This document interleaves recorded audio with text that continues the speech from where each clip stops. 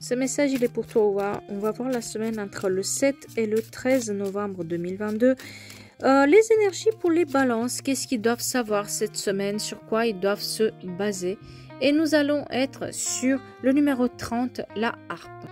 Déjà, le numéro 30, c'est un symbole de talent artistique, de divertissement.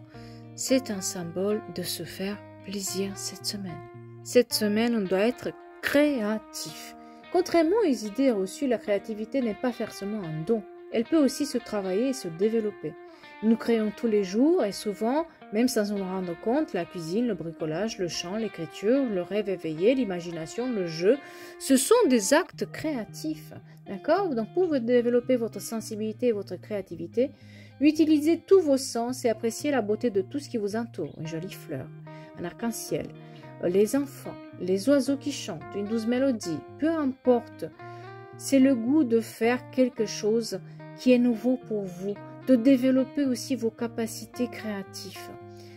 Tout peut être prétexte à s'émerveiller et à profiter de la beauté de la vie qui s'offre chaque jour chez vous.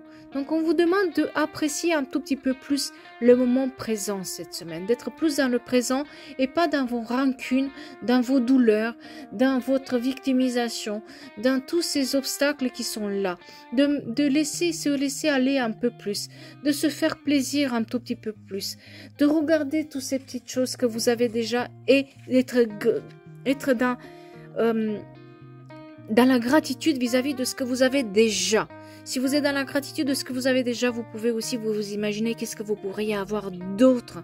Mais laissez ces rancunes, ces douleurs, ces prises de tête, cette tête qui n'arrête pas de vous dire « vous n'êtes pas à la hauteur, vous n'avez pas assez, t'as pas fait ci, t'as pas fait ça ». Coupez ça et laissez-vous émerveiller. Reprenez le dessin, reprenez ces activités créatives que vous avez. Faites-vous plaisir en quelque sorte cette semaine, peu importe ce que ça veut dire se faire plaisir. Côté sentimental, on vous parle d'harmonie dans vos relations avec les autres et avec vous-même. Si vous êtes en couple, on vous indique une profonde harmonie qui peut être là et profitez de cette harmonie qui est là. D'accord?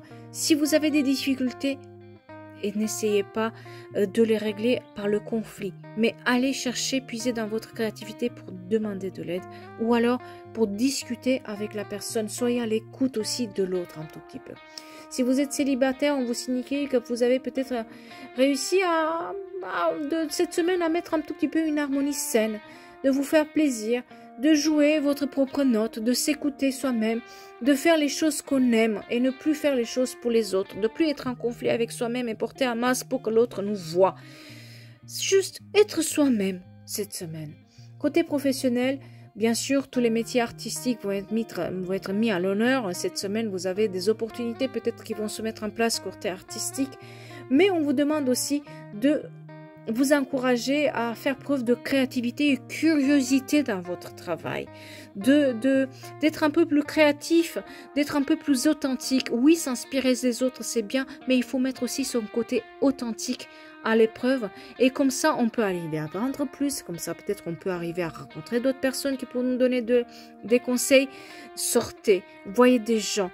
Cette semaine, il y a une notion de vraiment faire des choses pour vous qui vous font plaisir et c'est en vous faisant plaisir cette semaine que peut-être vous allez découvrir d'autres opportunités ou vous allez rencontrer d'autres personnes qui peuvent vous aider aussi côté personnel et professionnel.